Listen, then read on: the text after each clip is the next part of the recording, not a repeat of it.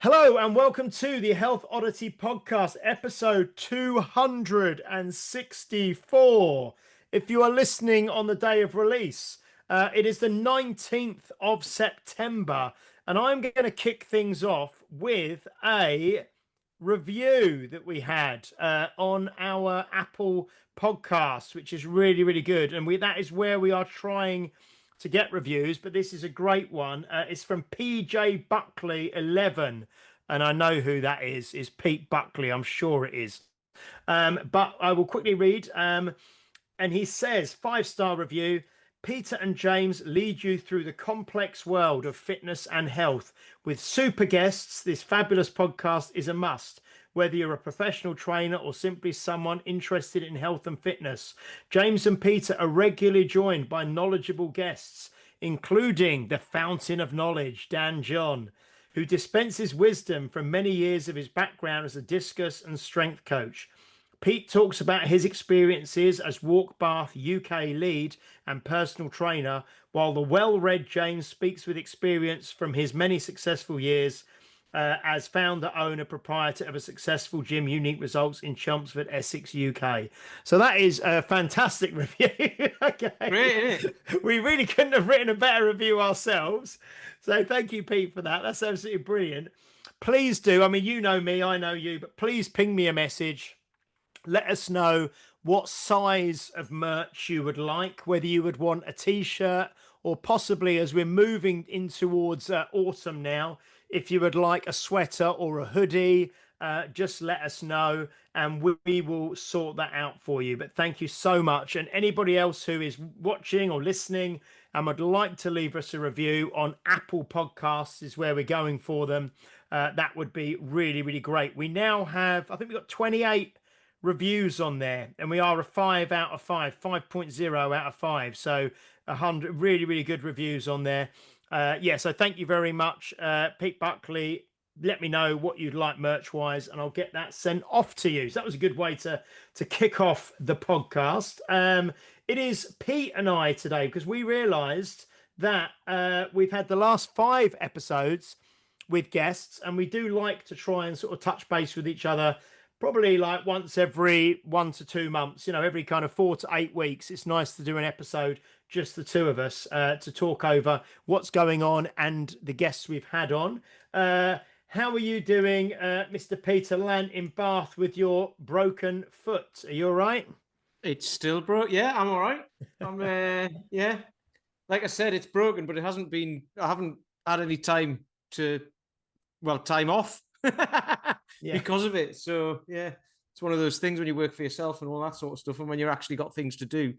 Yeah, But it's like you said, you've got like a good network around you now, and you've got oh the, yeah, the kind of the walk bath and the walking souls community is able now. You've got various walk leaders and things like that. yeah. So actually, all your walking, although you haven't been doing the walks the last couple of weeks, you've had sort of volunteers and people covering and leading the walks, haven't you? Yeah. What's been interesting about it is I talk about how, obviously, and people know how good walking is and how good it is for your mental health and physical health and all of that sort of stuff, which we bang on about all the time. But not being able to go out when that's what you enjoy doing. Because it's not that I can't go out, I can actually walk on it, but just not very far and not very fast. But I can still take the dog out for a walk and go for a hobble around the park. Mm, Um, but I want to do I want to do more than that. You know what I mean? And it's like mm, it's funny because the thing that helps with it is the thing that I can't do.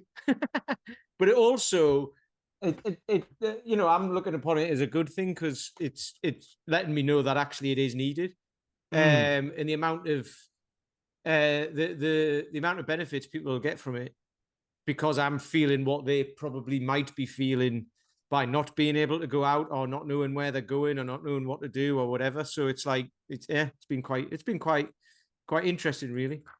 I've just made a little note because I think this is something we can maybe touch on a bit later, which is around kind of injuries and niggles and more serious injuries and how we kind of deal with that in a kind of, it's an overused term, mental health, what mindset, whatever you want to Yeah, say, because I'm dealing with a couple of injuries at the moment as well. And I think it's good because lots of people well, I'll put a pin in that and I'll come back to it anyway. Yeah, because I think that's it. That's interesting because yeah, that's something that most of our listeners will come across at some stage. If like us, you are committed to exercising, training, being active for the rest of your life.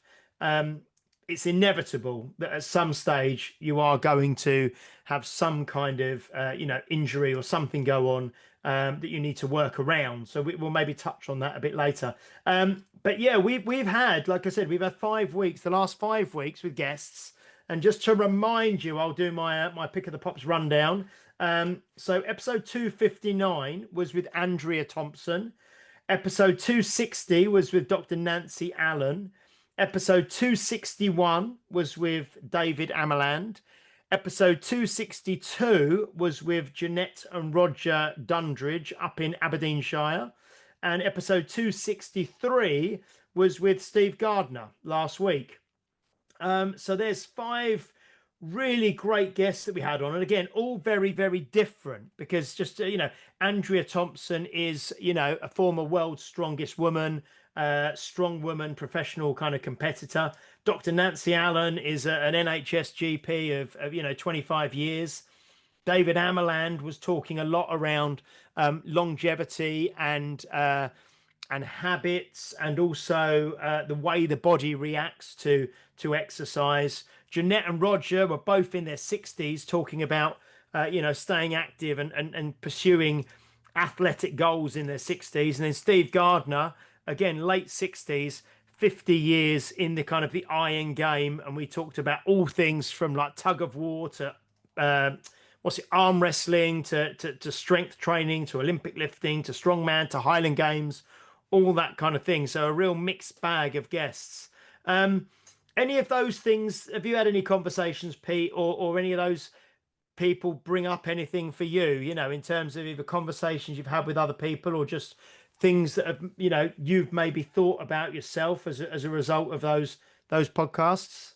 Well, I have done. The first thing I'll say is the ring that I bought. Loads of people have been asking me about it. I had another message on Instagram yesterday from someone asking me about it. So like they're saying, can you tell us what it is, what brand it is and all that? I've had 3 of them because I bought one and I didn't like the app, so I sent it back. I bought another one and that was working all right and I quite enjoyed it. And then enjoyed it, you know what I mean? I liked it. Yeah. But then it stopped charging. So I sent that one back and I've got another one which uses the same app as the first one. But that seems all right. But they're just generic. Just Google them. Just go onto Amazon and look for them. They're like 30 quid. I don't know what make they are. They're all pretty generic. They're not the Aura ones and stuff. If you want to buy an Aura one, that's cool. They cost more money, but the one I've got is just a 30 quid generic one. They're all very similar. So I would just say to people, just pick a one that you like the look of and get that. But yeah, that episode that we did with Nancy, I've been telling quite a lot of people about that. Because I don't know if I've mentioned it on any previous episodes. There was one guy talking to me, said he'd been to doctors and he was on one of the walks. And he'd been to doctors and his cholesterol's coming down and all that sort of stuff since the last year or so, since he's been coming along on the walks. But he said that he said, they did a marker and it was at 11%, which would be his Q risk. So I said, that would be Q risk, right? Nancy was saying nobody knows about this and all of that sort of stuff your doctor does. So I think they've put him on a statin. But I did say, listen to this episode, and as soon as you come below 10% on those statins, you can say to your doctor, I don't want to do them anymore. So he just found that interesting. So I was like, look, I'm not giving you medical advice or anything, but just go and listen to the episode because Nancy talks about this. So there was that. And another guy who I know who is, it's interesting because he's been overweight for a very long time, but he does training and all that sort of stuff. He's in his head about it. It's more of a mental thing than a physical thing, which it often is. And he's eats a lot of bread. It turns out, right? Loads of bread. Just as like, he'd be sitting at home busy, like working away, and you just go on board and go down the kitchen. Yeah, it's quick, it's convenient, it's easy, isn't it? Yeah. So we worked it out. Something like he's probably eating like 3,500 calories of bread a week outside of meals, right? So that's nearly 2 days worth of calories. Nancy was talking about carbs and how that can increase your cholesterol. Because I can't remember how she described it, but I remember listening to it on the episode. So, you know, and his cholesterol's quite high, so he's had to have a test. And I told him what ours was, like 7.5, something like that. So I said, if it comes out too high with what Nancy said, it's not the end of the world. But he's also like 2 points away from being pre-diabetic or something. And that was what worried him. He's 50, nearly 51. And that was what worried him, because he's had relatives who've had type 2 diabetes and had limbs removed and all that. And he was like, I don't want. So it's scared him. So he goes along. This was interesting as well, because I said about wanting to know the metrics, right? Some people just don't want to know. Am I pre-diabetic? No, you're not. Brilliant. But you could be this close to being it, right? You're within normal ranges, but you're at the far end, sort of thing. So he said, as soon as this, like in previous years, it's been like, you know, you're not diabetic. And then this one was like, you're almost pre-diabetic. He didn't like that. So this got me to thinking, with numbers, like we got our blood work done and we know our numbers and all that sort of stuff. For things like that, I want to know the number, right? Because you want to know, because you know that there's something you can do about it, diet and lifestyle and all that. However, when I broke my foot in the x-rayed it last week, they didn't offer for me to do it anyway, but I probably could have asked. I don't know. I didn't want to see the x-ray, because they said, you've broken your foot. It's not a bad break. You don't need a boot. You can still get around on it and keep it moving. Just don't overdo it. And I thought, well, if I see that x-ray, I'm going to see a broken bone, and that's going to be in my head that's there. So it's going to affect what I do psychologically. So I don't want to know. I just know it's broken, and I know it will get better, because they didn't seem too worried about it. Whereas if it's something that you can measure, you can't measure a broken bone. It's either broken or not, isn't it? But you can measure a number of cholesterol, or a number on like blood pressure or or any blood work markers. You can measure those. So you want to know where you are within that range, and then what you can do to bring it down. What can I do to mend my bone quicker? Not a lot, apart from eat well and move around and keep and all of that sort of stuff. But there's nothing else I can do. You know, it's out of my control. But the other stuff, the blood markers, are in your control. So I just thought that was quite an interesting way, and that talks about what you alluded to earlier about the psychological stuff. So anyway, bringing it back to what episodes we've listened to, the Nancy one, all the other ones were great stories in them, and David's really good at like picking things apart and analyzing it and all that. But the Nancy thing, I think, had the biggest take homes for most people. Yeah, very relatable, isn't it? And I think David Amaland as well. I listen, because obviously I listen to them all back, and obviously the way that we record these, sometimes, you know, especially pre-summer, you know, we record podcasts and maybe they don't come out for like, you know, 3 or 4 weeks. So then, you know, you listen to it back and you've almost forgot what you were talking, you know, forgot what you talked about, and you're almost listening to it back for the first time. So I think David's was really good as well. I mean, everything, you know, like you say, they're all very different, but they all kind of are relatable. Jeanette and Roger, you know, talking about, you know, she was, I think, 60 or 61 and he was 65, I think, you know, and the way that they approach life. You know, Steve Gardner, you know, a whole lifetime, 50 years of kind of training within the strength world. And Andrea Thompson as well. I mean, it's good, because I talk to a lot of people who listen to the podcast, and everyone takes something from different ones, you know, and sometimes people like some, and some people, you know, don't like them, but then they'll like other ones, or not like and dislike, but, you know, maybe some episodes resonate more with others. And I think, people like Nancy, people like David, people like Jeanette and Roger, you know, they're very relatable. And I think that's, you know, what and they have those you know, that kind of immediately applicable kind of advice. So with Nancy, obviously, like you say, the Q risk score, something people can go and do straight away. David Amalan talked about having the little 5 or 10 minute kind of routine in the morning, carve out a bit of time that's just for you, you know. So these things that people can take home. Jeanette Dundridge had her kind of secrets to longevity and health and fitness that were all the basic stuff that we talk about every week, weren't they? Getting enough sleep, eating enough protein, getting your steps in, managing stress, Yeah. getting it, like getting steps in, strength training 2 to 3 times a week, all this kind of stuff. Which is, people probably bored of us saying it now, but it's true. You can't get away from it. There's you like a quote, right? There's a quote that is sitting with me right now, and it's going to be my next tattoo, actually. No, it is. Honestly, it sits with me really well, and it fits this podcast. It fits everything, but it fits this podcast really well. So there's what was it, late 16th, early 17th century samurai, Miyamoto Musashi, who wrote the Book of Five Rings.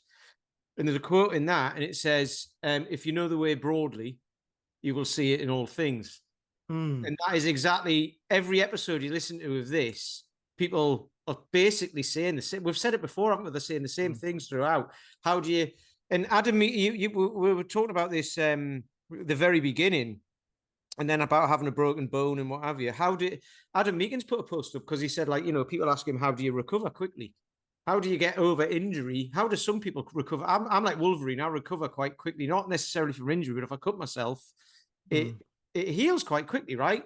I don't know why, but it was basic. Like, if you eat well, sleep well, drink less alcohol, like everything that was said, right? You recover quickly, you recover from injury quickly, you get stronger, you get fitter, you get healthier, you get better sleep. If you do the other things, you sleep better and all of that. So it's like, that's broadly the way. And if you stick within, and broadly the way will be within the bumpers that we've spoke about before as well. So it brings it all together. So if you're broadly within that and you do that, you will see it in all things. So you'll see it in nutrition, you'll see it in recovery, you'll see it in strength training, you'll see it in how you show up at your job, how you show up in your relationship, how you sleep, how your mood is throughout the day. All of these things, it all fits. So, and that's why I want to get it stuck on me, because I think it's great. So what is the quote again? The quote you said broadly. If you know the way broadly, you will see it in all things. It's great. I love it, honestly, because that's from what we're talking 300 years ago. And that probably alludes to the Tao Te Ching and all that. The way, Yeah, excellent. And where are you going to have that tattooed? Somewhere you can see it, like on your arm? No. It's for me. I'm not. No, I mean somewhere you can see it. Oh, somewhere. Oh, yeah. I'm not going to get it on my arm. So that'd be a bit weird. Yeah, that's what I mean. Yeah, go. And we've had some. I saw. So a few things that have been going on lately. We had the Chloe Brennan workshop at Unique Results this past Sunday, which was absolutely brilliant.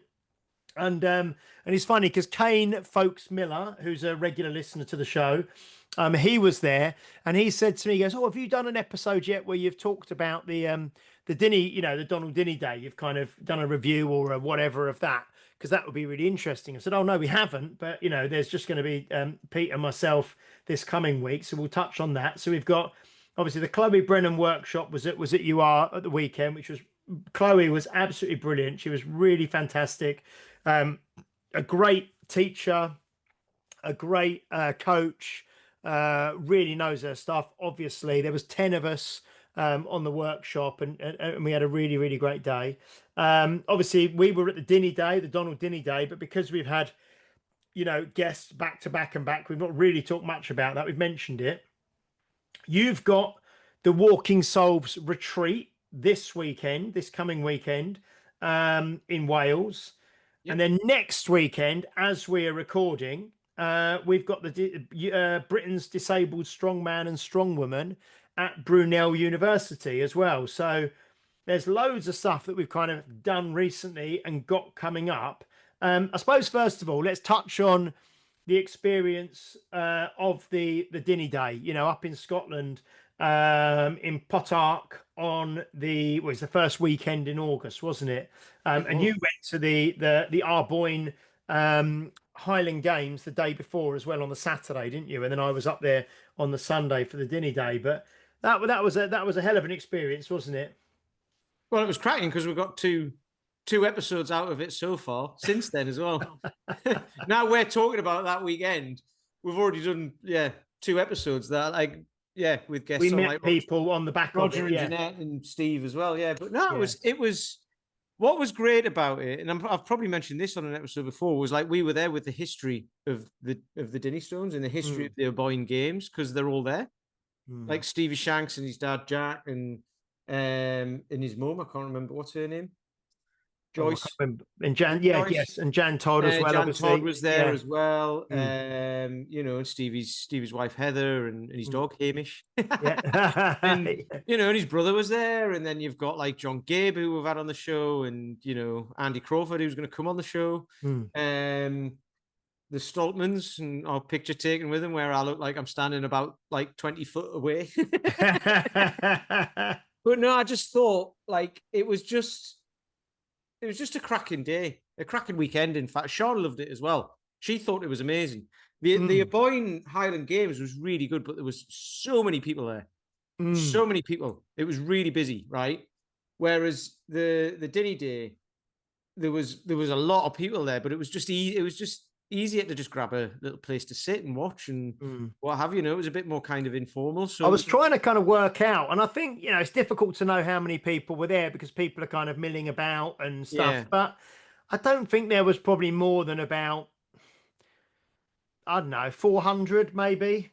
I've no idea, Yeah, I but mean, it was a good amount. Put it yeah, it that was a way. good amount, but it wasn't, but like you say, it was small enough to feel kind of personal and to feel like you were Yeah. part of something, that's not like a massive event, Yeah. and you could just, like you say, we walked up and got pictures with the Stoltmans, and you could walk around and just see people just milling around. It was like a kind of almost like a little village fete, wasn't it? But you had all these people that we've spoke about on the podcast, for years, there, which Well, was yeah, fantastic. exactly. But there's also, Chris Beetham, who's going to come on as well. He won it one year, Yeah, didn't yeah. he?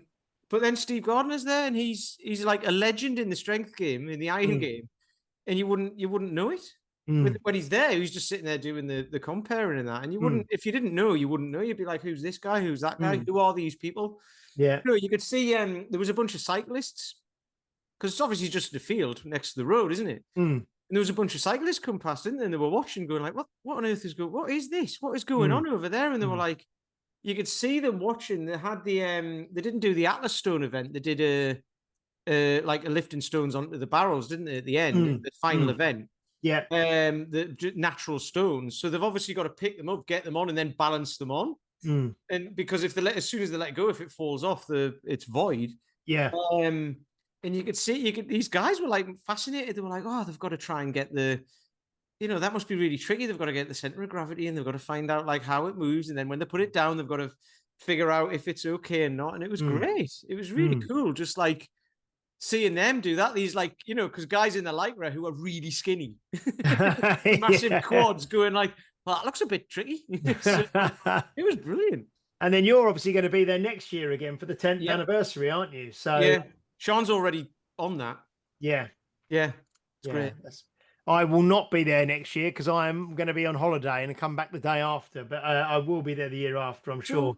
So, what did you think about it anyway, James? Because I've done No, I mean, I absolutely loved it. I mean, like I say, it was great, and like you say, and Andy Crawford, I've just been messaging him. He's going to hopefully be on maybe potentially next week, as well. And yeah, it's watching, Stoneland, watching the Maximum Iron documentary Stones, having these kind of guests on that we've had already, and like I say, it was a very strange for me because I got there hours. I think I got there about 8 a.m. and it didn't start until midday. So I was there with Stevie from the very start, and I was kind of just walking around, and there was no one there then. So I walked over to the cafe and saw the Stones. They were still just outside at that time. Walked onto the Potok Bridge, where Donald Dinnie walked across the bridge with the Stones. And it's all these things that you've seen in documentaries before and you've seen on YouTube. And so I had that strange feeling. It felt like I'd been there before, but I hadn't, it was, Yeah. but it was, Yeah, it was great. No, it was very, very good. It was one of those kind of things, similar to, when we said when we first did the disabled strongman and strongwoman, how much of a kind of fantastic experience that was. And then this was something similar again, and it's just, yeah, it's just great that we've opened up these opportunities through doing the podcast and through making connections with people. And then obviously, like you say, there we met Steve Gardner, who was on last week. We met Jeanette and Roger, who was on the week before. So yeah, no, it's great, really, really good. It's funny because we were saying before we started recording. I spoke to Gary last week, so Gary Clark, the Mm. who's a disabled strongman. He's got cerebral palsy and stuff. And I was telling him, like, I was like, oh, I've broken my foot, so it's a bit tricky to get around in that. And I was like, but look who I'm talking to, you know what I mean? Because he can't walk. He's got crutches, and Yeah, so you he got can't carry sticks. things when he walks and all that. You know what I Yeah. mean? I was like, it puts it into perspective. These sorts of things. It's like I'm not going to whinge about it, am I? I'll still get around. Things hurt a little bit, and it Mm. takes ages, but bloody hell, could be a hell of a lot worse. You know what I mean? So like this is what's great about that stuff. Like you go to these sorts of things and you see people who give up, like even at the Dinnie Stones thing, like, none of them they're not disabled and all that sort of stuff, but they give up. Well, I say they give up a lot, sacrifice a lot to be able to do these things, but it's what they enjoy doing as well. Mm. So it's just really interesting to see where people put their energy, Mm. and they put their energy into that and growing it. And I forget his name. What's the Nickel? Oh, Brett Nickel. Brett Nickel. Yeah. Brett Nickel. He's got the Nickel Stones and all that Mm. sort of stuff, but he's been around for like 20 years in that, involved in that or longer or Mm. whatever. So it's just really nice to see Mm. that these people absolutely love it, and they're kind of woven into it, aren't they? They're woven into the tartan of the of the Dinnie Yeah. Stones, I suppose. Yeah. Well, I Yeah, think the first podcast we did with Stevie Shanks, we called it the fabric of strength. I think it was the yeah, first one we did, and it's true. Yeah, absolutely. And Chloe, when I saw Chloe at the weekend, because she had been with Steve Gardner on the Saturday doing the kind of the Iowa stuff, the all round weightlifting on the yeah. Saturday, and then she was with us on the Sunday, and I think she said she was gutted because I think it was the first one that she's not been at, the first Dinny Day that she's not been at this year. So yeah, hopefully she'll be back again next year. So yeah, with your foot, are you going to be okay next weekend doing the helping with all the loading and the moving around and stuff? You're going to do your best, I suppose. I said to Gary, I can load plates onto bars and or logs and stuff Yeah, like that, but there'll be we'll see. I you got don't to be know. sensible. You got to be sensible, Yeah, haven't I'm not you? going to be Yeah. that. I'm not going to be like picking up Atlas stones and moving them around. I can't do that anyway. Even when my No, well, foot's the good thing is though they can roll, can't they? So that's good. yeah, but I'll be able to do lots of. I can stand and I can Yeah. move. It just takes me ages to do anything. But by then it might be all right. I don't know. Yeah, because I suppose that's We'll another, see. well, it's another kind of 8 days, isn't it, till we're there? Because we'll be Yeah, there on the Friday setting up, won't we? So, yeah, no, that'd be great. And this weekend, then, Walking Souls Retreat, the inaugural Walking Souls Retreat in Wales. yeah. Yeah, what's going on there? What's that about? Well, it's funny because I wrote a post about it yesterday, and this was because friend of the show, North Star Thinking, Will Polston. Will Polston, Yeah. put like I follow him on Instagram, and Mm. something popped up. I know you see him all the time, Yeah. don't you? But Yeah. something popped up, and he had a bunch of Marcus Aurelius quotes. And one of Mm. them, I was like, "Oh, that's a good one." So I just googled it and stuck a post up, and I can't even remember what the quote was now. Um, there it is. Oh no, I saw it. 'Cause this was about you breaking your foot, wasn't it? Yeah, Kind of yeah. thing. The Yeah. things you think about determine the quality of your mind, and your soul takes on the color of your thoughts. And I just thought that's amazing because, Mm. and I've done this before with stuff like like mindset stuff or whatever you want to call it. But before a feeling comes a thought Mm. every time. So whatever you're feeling like on a certain day, you're like, why do I feel like this? Why am I a bit down today? It's like there's a thought that's brought you. You've attached to a thought that's brought you to that feeling. Mm. Um, and it's so that's why getting up in the morning and having a morning routine or whatever you do is winning, having a positive experience in the beginning of the day Mm. makes the day better. So the retreat came out of, I call it a retreat, I don't know what else to call it, it's just a weekend away, but it comes out of the fact that people come walking with us on a Saturday morning or a Wednesday evening through the summer, and they get 2 hours away from everything, and they switch off, and they're like, "God, that was 2 hours I've had to myself." Even though they're with a bunch of people, it's 2 hours for them, and a lot of people never get that, or they never Mm. feel that they get it. Even if they do get it, they don't know what to do with it, so they sit there like staring at the wall, or they'll like flicking through Netflix for 2 hours trying to figure out which film they want to watch. Right? It's like it's all these things. So I thought, well, if we do that for 2 hours, what happens if we do it for 48 hours? Mm. So I just asked a bunch of people. I said, I invited people. Said, look, I'll book an Airbnb. It's this much money. I'll provide all the food and everything. You don't have to do it. You just have to turn up, and I'll take care of everything. We'll do some like introspection work, some like I say, mindset or whatever. I don't know what else to call it. But based on these sorts of things, like sorting your thought, not attaching to your thoughts, and you're not going to not have them, but you just let them run by, and all of these sorts of things, like meditation. We've done all that before. We've talked about all of this.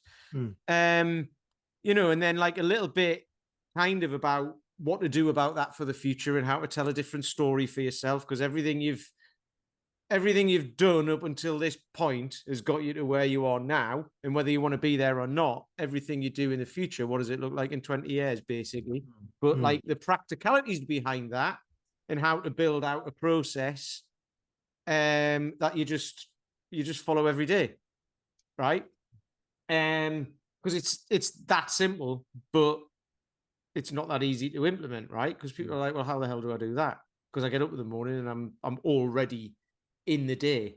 And also, most So people never really have set aside the time to think about a lot of this stuff, do they? nah, So actually having that 48 hours with you where they are somewhere, and it's like a retreat, like you say, where you're yeah, taking yourself out from your everyday life. Because with the best will in the world, most people, their lives are busy, aren't they? And if they're just at home, they'll, like you say, where you need to almost be taken out of that and have time to have time with your thoughts and have time to do this yeah. sort of stuff, don't you? Yeah. But the interest, the thing about it is, I don't want it to be too like, it's not rigid. It's not. Mm. It sounds like it's going to be like, bloody hell, that sounds like exhausting, a hell of a lot of stuff. But what we're going to do is, in the morning we'll get up. I'll make breakfast. Everyone will have breakfast, just a bunch of stuff, and then after that we'll do a quick bit of an intro into how it all works. And then after that, it's like, well, we'll go for a walk. I won't. I'll Mm. walk around like around the garden a couple of times or something. Mm. But they're all going to go up Fanny Big, I think, which is Mm. always funny, Mm. because they're at the Airbnb's at the bottom of like Penny Fan and what have you. But to get up to Penny Fan, you've got to go up one, down, and then up Jacob's Ladder. And I don't think Mm. everyone's going to want to do that. So they're going to go up Fanny Big. Sean's going to come over and take them up there, which is nice. Which is great of her. She's going to bring the dog as well. But so what'll happen is, in the morning we'll be like, right, here's how it all works for like an hour and a half or whatever. Here's some of the tools you can use, and then go for a walk. And then they Mm. can start to think about it and chat to each other if they want and all that. And then when they get back from the walk, it's just downtime until dinner. And they can Mm. think about it, talk about it, they can journal, they can do whatever. I've got a notebook for them all. And then on Mm. the Sunday, we'll get up and do similar in the morning, but like the other side of it, like, like a little bit more of the tools to use and everything. And then we'll go for another walk and go home. So, Mm. but the thing with it is, it's not like, here's what you should do. It's like, here's the kind of framework of what you can use. Like you do this all the time with Mm. stuff, don't you? Here's the framework of what you can use, and then you can use it however you want, Mm. because Mm. everyone's different. It's just a kind of, here you go. Here's how it's done. Go away and figure out how to do it using these things for yourself. Mm. So like when people talk about morning routines, not everyone needs a morning routine. Mm. You don't. I don't have one.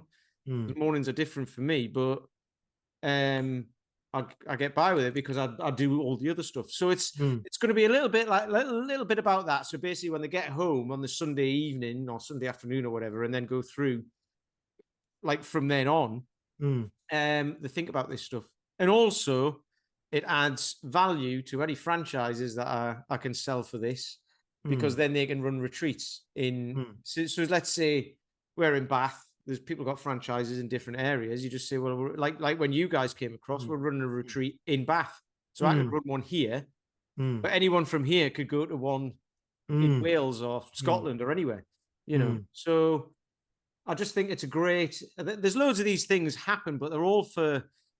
There's a lot of them for like men's mental health and women's mental health and this and that and menopausal women and Pilates and all that. And I'm like, Mm. bloody hell, man, that's like, that fair enough. People want that, but this is more for people to come along and just just get to know themselves and just Mm. be there and just be. Mm. Give them space to think, Yeah. basically. Yeah, we're just in the process of sorting out booking the ski holiday for next year for the gym, and we've got like 8 people going to be on that. And there's no kind of set struck that is like a week skiing or snowboarding, but it's really good as well because you do Captain Paul Field's going to be on that. James Brees will be on that. Michelle and Steve, who are at the walking weekend, will be on that. There's 8 people, but it's really nice because even in that environment, you talk a lot over dinner and you talk a lot when you're out for the day. So it's kind of without a structure to that's really nice as well. I tend to, we talk about business and whatnot for the guys who are there who run their own businesses, and it's really good. And I am actually going away next year with Will Polston, who you mentioned. He does like a 3-day one where we go skiing in Italy, but that's more kind of similar to what you're saying, where but it's probably a bit more structured, but whereby in the evenings you have sort of like presentations and stuff that people give around business, and then you're talking about things, and there's kind of a bit of kind of coaching in there around the skiing as well, which is quite cool. Yeah. Which will be good. Yeah, no, that's great. Oh, that's fantastic. Yeah. Well, I look forward to hearing how you say you've got 8 on there. Did you 8 going on that? Including me, yeah. There Yeah, was 8 spaces, but yeah, the last one yeah, didn't get yeah. But taken. It seven, did yeah, get but se- taken, but then it didn't. yeah, So but 7 plus. No, that's great. Yeah, it'd be really, really good to hear how that goes. And then probably just to touch on now, I suppose this general point for everybody, because I obviously run a gym with 130 members or whatever, and we've got physiotherapy there, Dave Adkins, who's been on the podcast a couple of times, and no matter what, no matter how careful you are, if you're going to be training for the rest of your life, you are going to get some kind of injury, and it's impossible to avoid. And like you say, you did your foot just stepping off a curb, didn't you? I've written this down. It's hilarious. The amount I only ever post any training videos. I like posting them because they pop up every now and then from a Mm, year before, and I'm like, oh, mm. that's where I was a year You ago. can see your progress, yeah. But I only put them in my stories now because not as many people see those.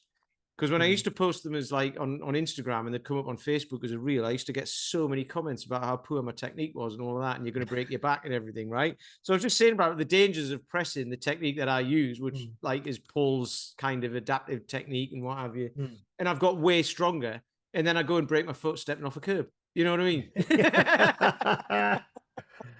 Yeah, I mean, I've got this ruptured Achilles, not ruptured, pulled Achilles. It's not like but I pulled my Achilles running the other week, and I've got my wrist, my left wrist. I've got right Achilles, left wrist, and I was talking to someone. We sound like a couple of old farts. I Like, know. Well, no, it's funny. I was saying to someone in the gym today, like it was guy James Crozier and his client in the gym today, sort of said that we've said before, haven't we, that it almost feels like there's this, you've got like an ache or a niggle in your body, and it just moves around your body. It's the same thing because my left shoulder I was having problems with. That is absolutely 100% now. That's fine. But now it's my wrist, and I was having plantar fasciitis in my left foot.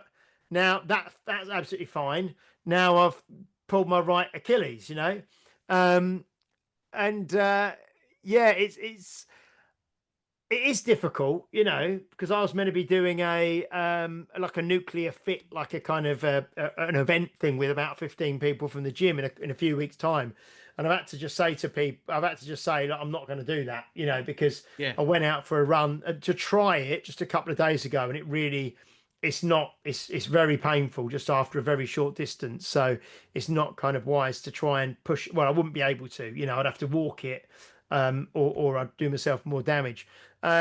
So it is frustrating, isn't it? But I suppose there's like you put in your post the other day. Um, you have to sort of look at it from a philosophical point of view, really, and not try and not be frustrated and work around when you have injuries and niggles, and sort of accept that the body's going to heal, and then sort of work around it. And I think that's the main thing, isn't it? To work around it, not just to stop. You know. Exactly. As long as you work around it, the body will heal. Body will probably heal faster Mm, because Tim Anderson says that your body repairs itself at the speed of your central nervous system, right? mm, So if your central nervous system isn't that quick because you've sat around on your ass for 20 years, it's your mm. body's going to heal slowly. Whereas if Fabio talked about it, who I haven't spoken to for ages, but when he tore his pec off his bone or whatever, didn't he? When he Yeah. was pressing, um, and then when he was coming back from that, he was just pressing with his other arm because it gets Mm, blood flow going, it gets your lymph going, it gets like that. Perry Nicholson talks about all the time. It gets all that moving, so therefore you repair quicker and you get back to it quicker. So I've been doing pressing and pull ups because the pressing I can feel a little bit in my foot. mm. Because I said that to you, didn't I? I saw one of your Yeah, posts the other day, and you had done like 10 sets of whatever with with a heavy weight, and I go, well, and with and with your foot like that. but the thing with that is what's now happening is my right foot, which is the one I'm broken, it just angles that way when I press. Mm. Because where I've broken the bone, the fifth metatarsal, if my foot is facing forwards and then the stress is put sideways, it Yeah. puts stress on the bone. So if I just turn my foot, it doesn't put any stress on that bone. It puts it on my Mm. Mm. arch, Mm. which I don't want to be doing forever. But for now, that's like just a little Mm. thing that can do. And then pull ups doesn't matter because it's pull ups in it. Mm. Mm. unless I lose my grip and land on my foot. So Which that's interesting. So with pistol squats, which is obviously the other thing you do, are you continuing to do pistol squats on the side with the foot is not broken, or are you just not nope, doing any at the moment? I'm not doing any at the moment.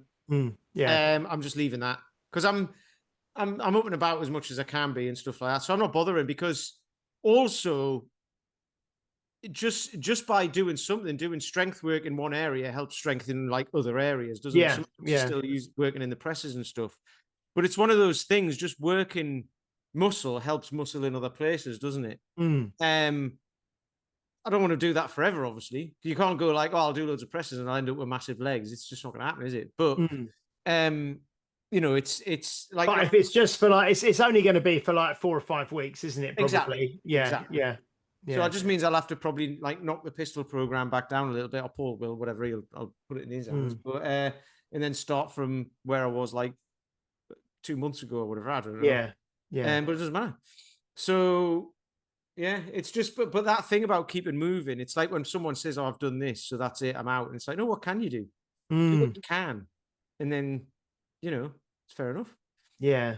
Yeah, you can always work around things, can't you? I think that's the message really for people. No matter what you've done, you'll be able to do something. You'll be able to, even if it's, moving into more isolation exercises and, just staying away from the area that's injured. It's the difficult one for most people is like a back, which Mm, kind of impacts everything really. But you can then still probably move into like a more isolation exercises and things that are not using your whole body intentionally just while that heals. But no, that's great, that's great. And we have got a few guests lined up coming up. You've already mentioned it, I think. Hopefully Andy Crawford. He is like really blown up on like Instagram.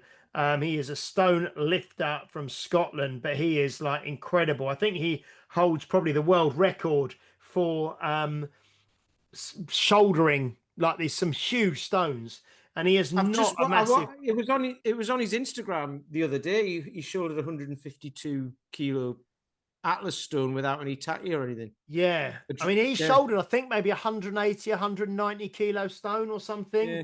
and he's actually writing me a message now, so I might have an update for you in a minute. But yeah, he literally he there's a picture of me with him, and he's maybe an inch or a couple of inches shorter than me, and he's a solid guy, but he's not massively bigger than, you know what I mean, bigger than me. So the way that because at the Dinnie day, that was the thing. Him and Luke Stoltman kind of did a bit of a head to head in a friendly way, trying to like shoulder this big sort of 150-ish kilo stone. And Andy was kind of showing Luke how he can put it on his chest, then take his hands away and just have it balancing on his chest and then shoulder it. And then Luke obviously went on to press it over his head, which Andy just is not able to do. Yeah, because he's yeah. not. But he's never really done a lot of that. Yeah, he's an incredible guy. So yeah, Andy will be on soon with us. And then also, we're going to have Dan John back on with us as well, who's got a new book called The Art of Coaching. And I think he's coming on in the next sort of 2 or 3 weeks with us for what will be his 12th visit, I think, with us, because he did 10 between episode 0 and, well, between episode 1 and 200. He did 10 episodes, which is approximately, well, it's one every 20, isn't it? And then we had him on 250 as well, and then he's coming back on again with us again, which will be fantastic. So yeah, no, that will be great. Right, I think that's quite a good time to wrap up, I think, Pete. I mean, you've obviously got your event to get yourself ready for tomorrow. And next weekend we are going to be, me and you together, sharing a room again, Eric and Ernie, at the at Brunel University for Britain's Disabled Strongman and Strongwoman. Also, we'll be joined by Alex Nicole Bennett and Emma Gray are going to be there assisting. Oh yeah, I forgot about that. Yeah, Brilliant. yeah. So that's going to be really, really good. That's going to be fantastic. And then yeah, so when we come back on, we will be able to kind of oh, and also this weekend, I know it's the Giants Live event at Birmingham, where Hafthor Bjornsson is going for the 510 kilo deadlift. So we'll maybe touch on that next week as well. I'll be watching that at home and seeing if he can do that. But yeah, brilliant. So just to kind of I won't read this out online. Oh, brilliant. Yeah, he's come back for us. Andy Crawford will be on with us next week. I'll talk to you, Pete, afterwards. He's come back with times and stuff. Yes, so as I said near the start, circling right back around, please do like, share, subscribe to this podcast. Leave a review if you're watching or listening on a platform that allows you to do so, especially Apple Podcasts. And then just like I did today, we will read out the review on the podcast and we will send you out some merchandise. Like I say, t-shirt, or because we're now moving into autumn, sweatshirt or hoodie if you would like. We will see you next week with, I think, Andy Crawford for episode 265. Thank you very much, Pete. You're welcome. You're welcome. And we will see you and we will see you next week. Until then, bye-bye.